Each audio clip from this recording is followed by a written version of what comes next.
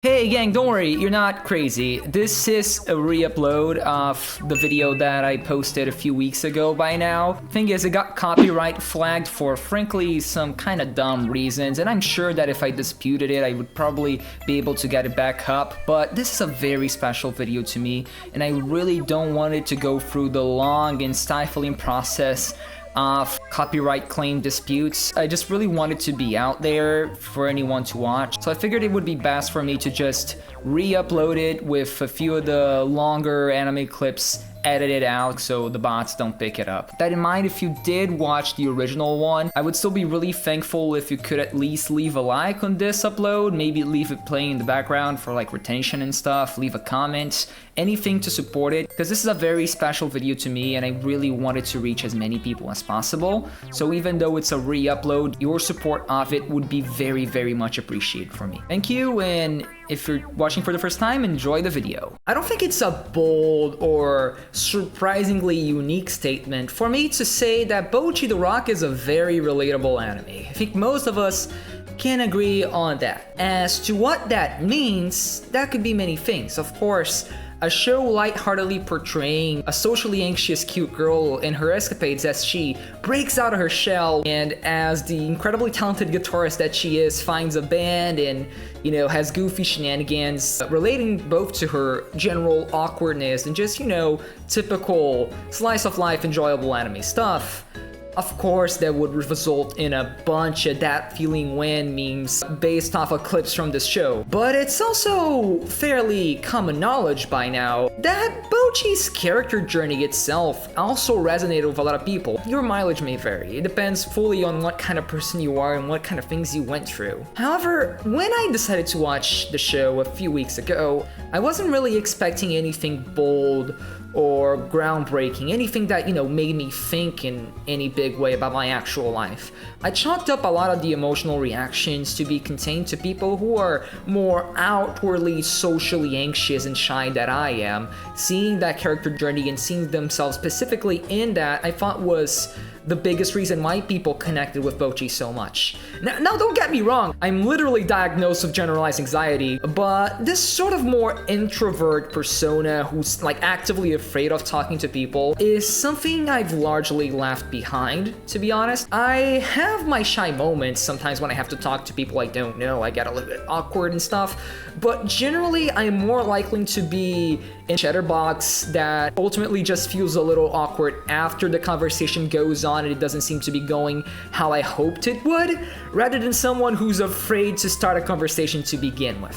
I've had my era of being more like this. You know, when I first watched Watamote at age 13, and when I first played Fire Emblem Three Houses and saw Bernadette in there, I was looking at those characters like, yeah, literally just like me, for real, for real. But I felt that was mostly, you know, kind of behind me by now. I kind of grew out of this, and I kind of found a different persona to hide my anxiety behind, and that's what I've been carrying for the last few years. Still, I find the archetype of the cute little socially anxious shy character to be very endearing. Plus, there's still a lot of convergence in the Venn diagram of people who are specifically like me and people who are specifically like Bocchi. So naturally, I did expect some relatable moments, and I think in general, just attachment to characters comes with the territory of this kind of slice of life anime. I've had my experiences with those shows. Toradora is one of my favorite shows of all time, and after finishing that, I very much fell in love with those characters for a little bit there.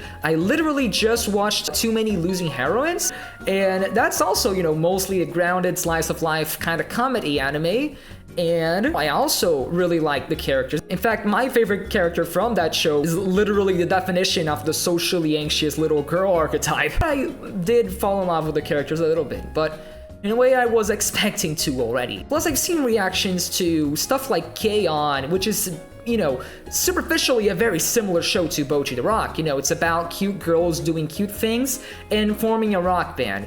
And when people talk about this show, they talk about how much they love the characters in that as well. And that it was generally an inoffensive, cute little show with characters they're gonna fall in love with, strictly because they are cute and endearing. And that's not to mention how well documented it is that I love this kind of character focus in stories in general, even ones that aren't specifically based on, slice of life stuff. In this channel already, if you go look, like, I've praised this kind of stuff in Pokemon, in Dragon Ball, in Steven Universe, in modern Sonic the Hedgehog. I complained about Jujutsu Kaisen not having enough of this. I do generally love just getting attached to characters and seeing them, doing day-to-day fun stuff and connecting. I love myself some fictional friends, so to speak, characters I can look at, and while I know they are not real, I can still sort of form an attachment to them similarly to how I would a friend. So I was expecting that level of attachment to some extent.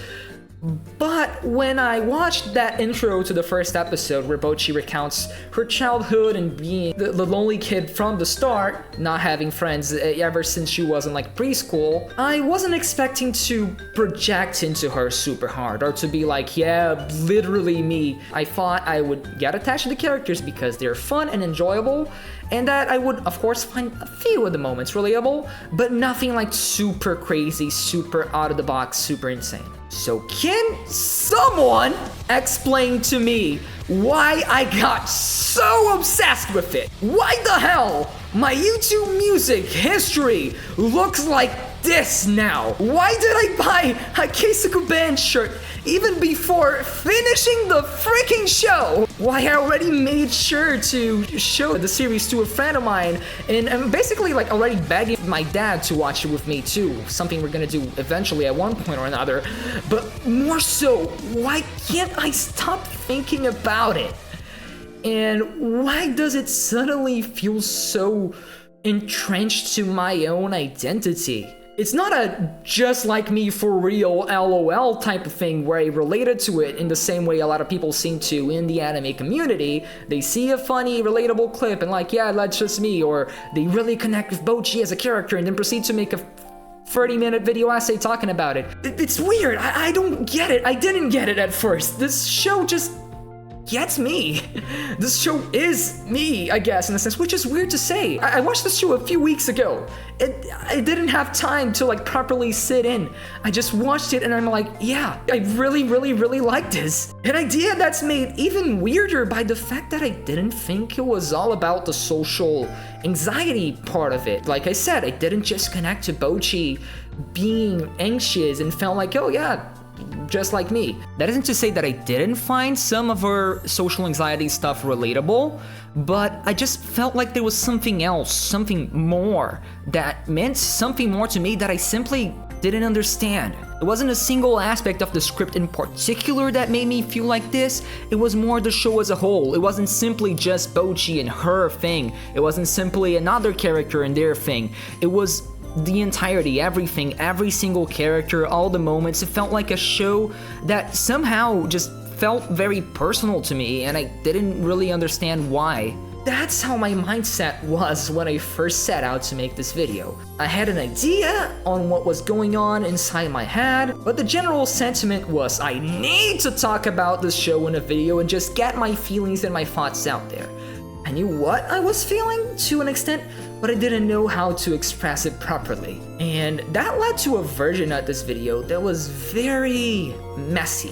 One that I tried to figure out how to explain things more or less as I went along writing my notes, and one that starts with stating that I was stumped trying to write said notes and using that as a jumping off point to continue explaining my feelings, where I go on to do a poorly paced tangent about my own personal life issues and then listing all the things I found relatable about the show, hoping that my feeling would somehow come across. And I mean, I guess they sort of did. The video was recorded. I was about to go into the editing phase, but I just didn't like it. It took a few conversations and rewatching some portions of the show for me to properly figure out what I was feeling, or at least a closer approximation to it. And I think now that I'm recording this second attempt at this video, I'm ready to try and share it again. So what the show achieves artistically or emotionally is only as strong as how it achieves said thing. And this might seem weird considering the whole emotional preamble I just went on, but one of the strongest factors characters about how it manages to be so endearing is the fact that this show is just really fucking funny. Now, if this were a properly scripted video essay, this would be the moment where a title card would pop in.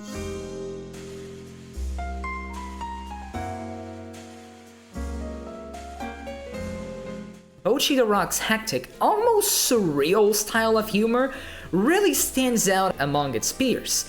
There are, of course, many comedy anime I do enjoy, but unless it's like a meme show like, I don't know, Pop Team Epic or that show about the deer girl whose name doesn't come to mind right now, it rarely goes for this kind of laugh out loud crazy humor.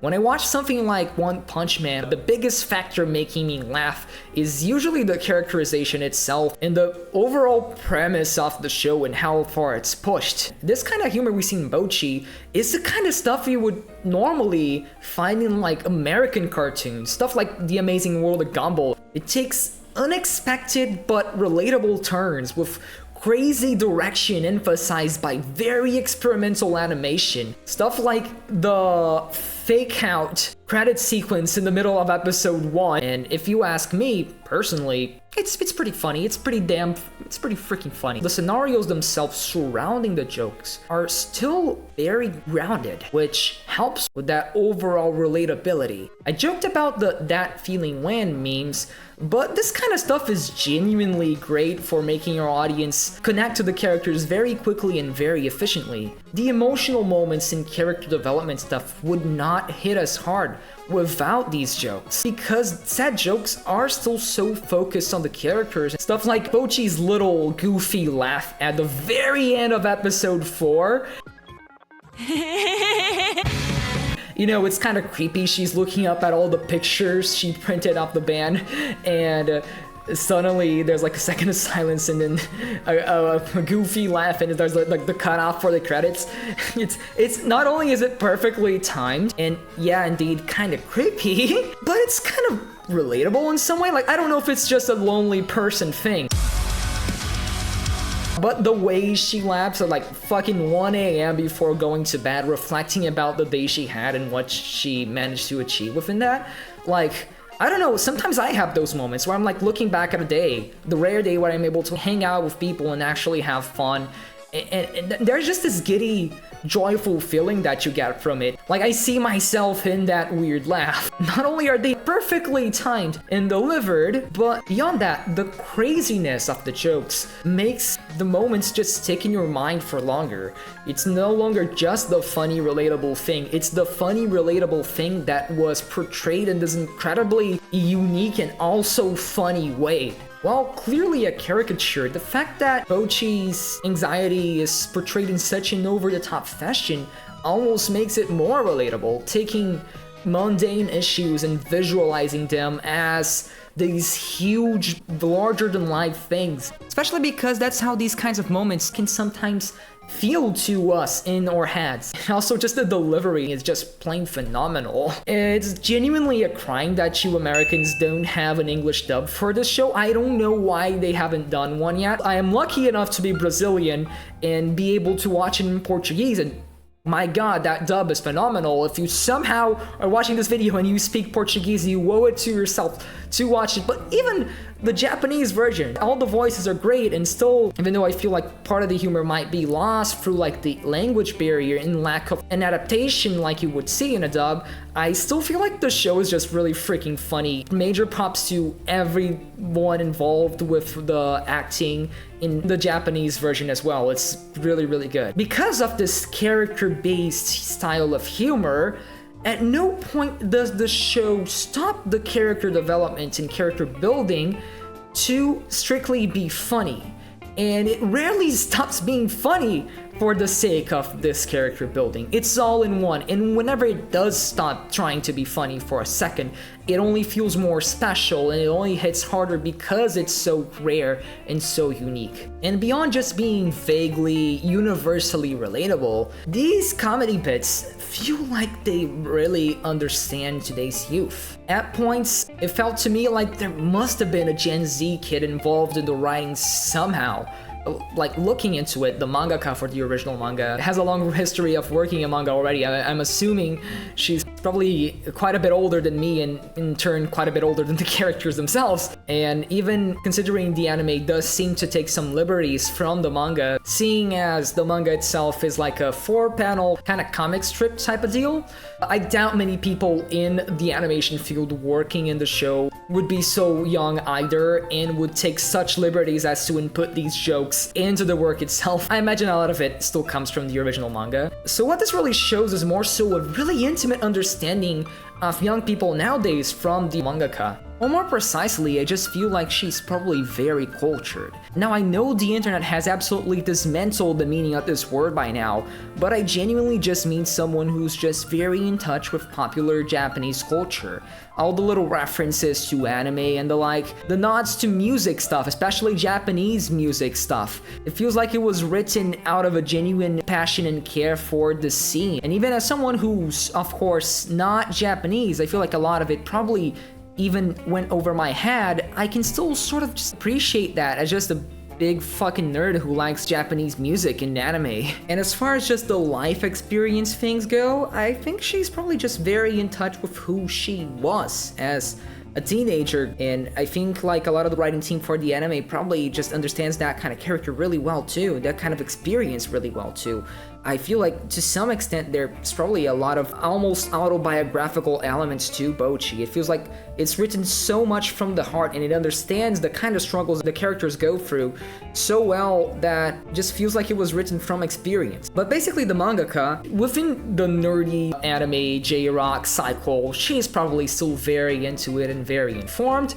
I heard she makes live streams, haven't watched those yet, but it still feels like she's very into it and she's putting a lot of her knowledge and experience into her story. The use of the internet and social media by the characters is a big example. We have stuff like Instagram, YouTube, and Line, but not in a way that feels forced. Like a lot of media about like teenagers and stuff that takes place in the 2010s onward, but was clearly not written by people who grew up in that time, usually kind of like mystifies smartphones and social media to some extent by either overselling or underselling how integral this kind of stuff is to the characters' lives. The one character who has a YouTube channel, that'll be the entire personality, right? Bocchi, she just has a YouTube channel, and it's a decently big plot point, but it's not the plot point. That's not the defining trait of her character. It's just something about her that just makes sense for her to have, you know, for her character as a whole. Hita just casually uses Instagram, and like, of course she uses Instagram. That's exactly the kind of thing a person like her would do, you know?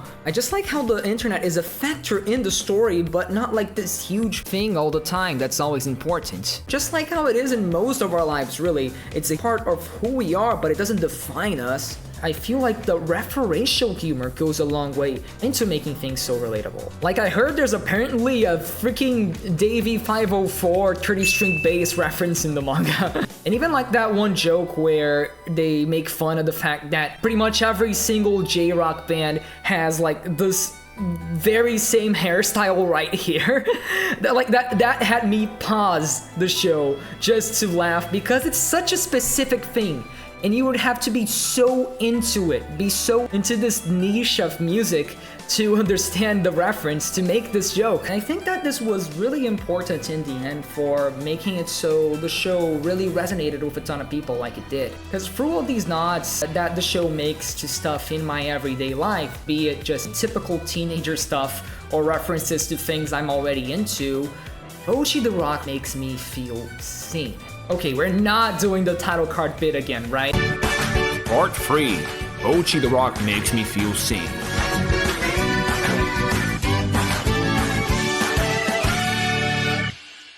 It's really no secret by now that I had a pretty lonely teenagehood. My very first video in this channel was basically made as a way to express how much it hurt me that my childhood friends were growing apart from me as we turned into proper teenagers. By the way, don't watch that video. It's bad and it's old. It's been a few years by now, and since then I've learned and grown a whole lot. But the reality is that I live in a really small town, and that coupled with my own insecurities made it very difficult for me to find a proper, steady friend group as I grew during my teenage years.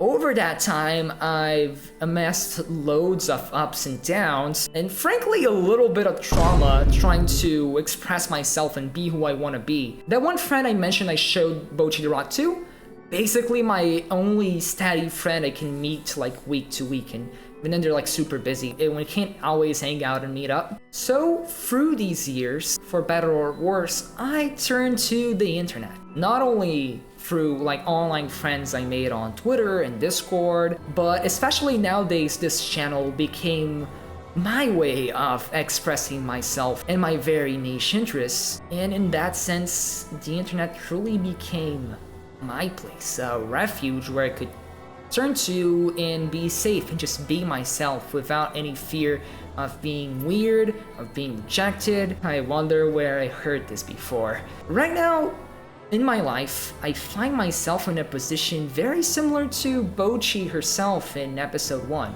She was first getting into high school and I'm about to move away for college.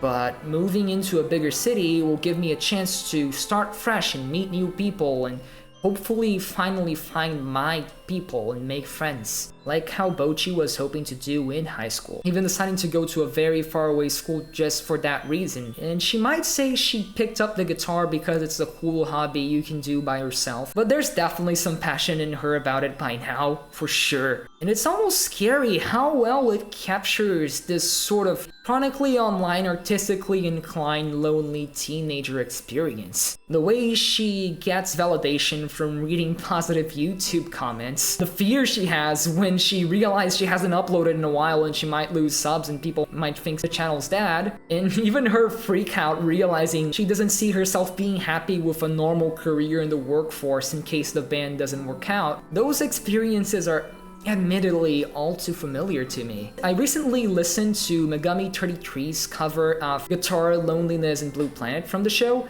and Ryo was right. This crap, these lyrics, they will connect very deeply with a small handful of people, and I am small handful of people in this situation. Even Bocchi's trouble writing the lyrics for that very same song are kinda like my troubles making this very video now that I think about it. And that's not to mention all the coming of age aspects of this show, which is itself probably one of the most literal examples of a coming of age story that I've ever seen. As someone who just had to do their first part-time job, I can say like they freaking nailed that vibe in episode 2, that initial awkwardness of not knowing what to talk to the customers and then having to memorize where everything is and being overwhelmed by all of that, and then finishing that first day and being so overjoyed about it for some reason, probably due to the realization that yeah, you can do it. And going off of that, Bocchi the Rock to me just presents hope.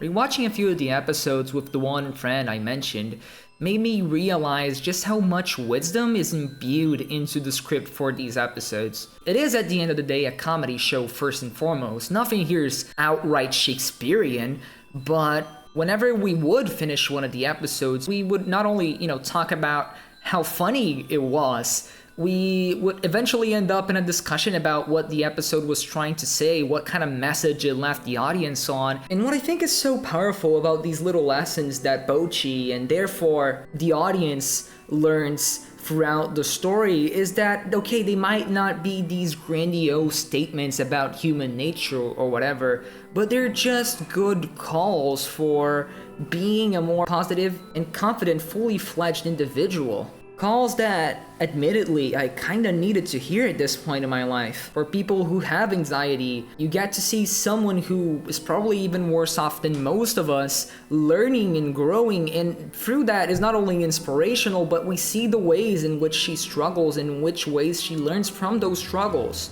It reminds you that everything's gonna be okay, that some people out there are gonna care for you, that you're gonna find your people, that is gonna be fine. You can do it. You just gotta go out there and give it your best shot.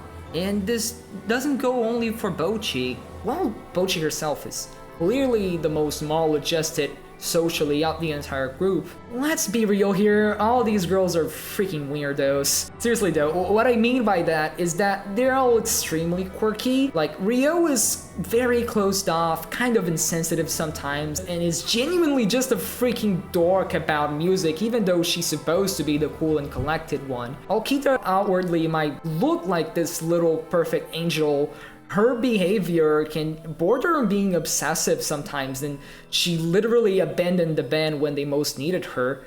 And Nijika is comparatively the most normal one in the group, but that's only despite all the crap she had to go through growing up without parents around. Plus, considering how loud she can be, I could definitely see her being too much for someone like Rio or even Bocchi. And while it might seem obvious and logical that a moe show like this would have a very quirky cast of characters because that way they're more marketable and easier to build jokes and cute moments around, since the story has this sort of underlying emotional honesty and depth, these little funny quirks of the characters mean that while Bocchi might be the most obviously flawed of the bunch, everyone there has their own issues, that sometimes connecting is about enjoying people despite of their flaws instead of expecting everyone to be perfect. No one's perfect, and that includes Bocchi, and while that might make her think that that's a good reason for the people around her to not enjoy her presence, everyone else is kind of in the same boat. All of these quirks aren't a big problem. In fact, the characters connect more over these quirks than anything. That freaking train scene where Bocchi is unconscious for a second and the other girls talk about how cool she is even though she has all those social anxiety attacks and sometimes can be a lot to deal with, that gives me hope.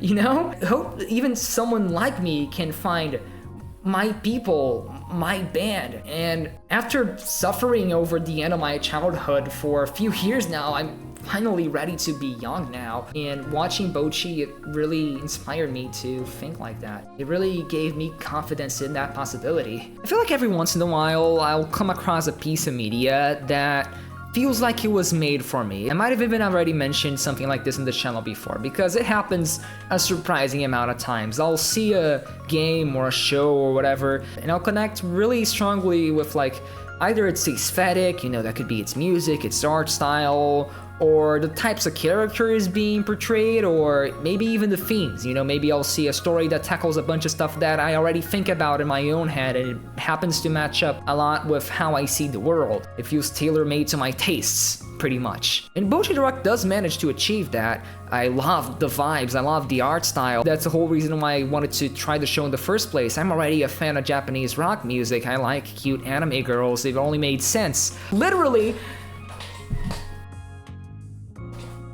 I'm not nearly as good as any other characters in the show, but I've been learning guitar lately, like, check out this G chord.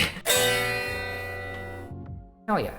But then it ended up feeling made for me in a completely different way from that. Through everything I talked about before, all these little elements that somehow feel so familiar and so close to my own life. It's not only made for me, in quotations here, because it matches my vibe, so to speak, but because I see so much of myself in it.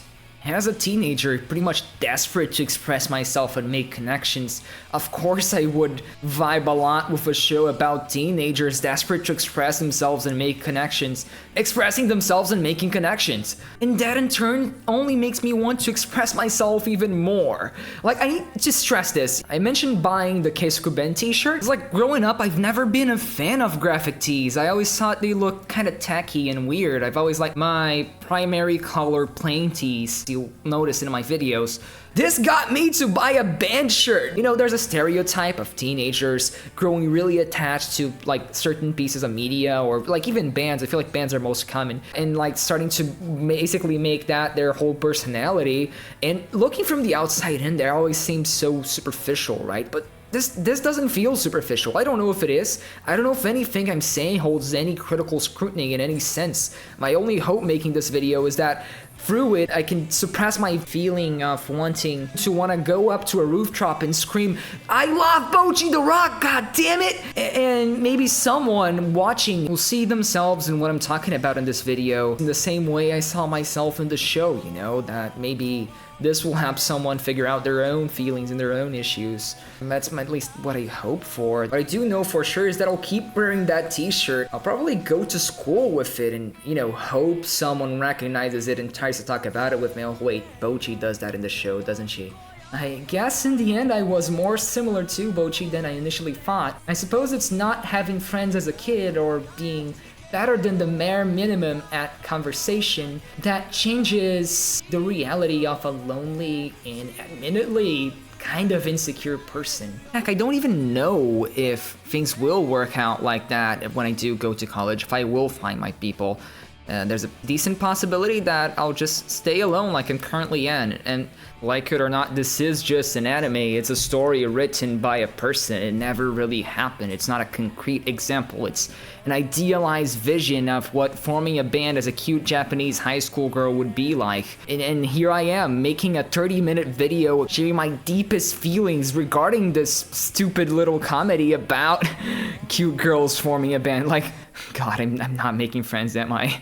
But at the very least, when I watched Bocchi for the first time, that allowed me to be able to hope for this stuff again. Through just showing something like that working out in the way it did, it's exciting. It brings a smile to my face at the very least. So yeah, I guess that's why I love Bocchi the Rock. You know what's so real? When Ijika mentions their summer vacation is coming closer to an end, and Bocchi immediately reacts by repeatedly telling herself that, no, I'm not a student, no, summer vacation is never gonna end, no, this is all a lie, I don't need to go back to school ever. And then we got the montage for how she's spending the rest of her vacation days. And besides practicing guitar, we see one point we're watching like a freaking Vsauce video about black holes. Oh god, you know what else? Ryo's study strategy, where she just crams everything the day before the test, so she can basically just use the knowledge for the test and forget later. Come on, I can't be the only one who does this, right? Oh, and then there's one member from Sick Hack who got into J-Rock because of anime.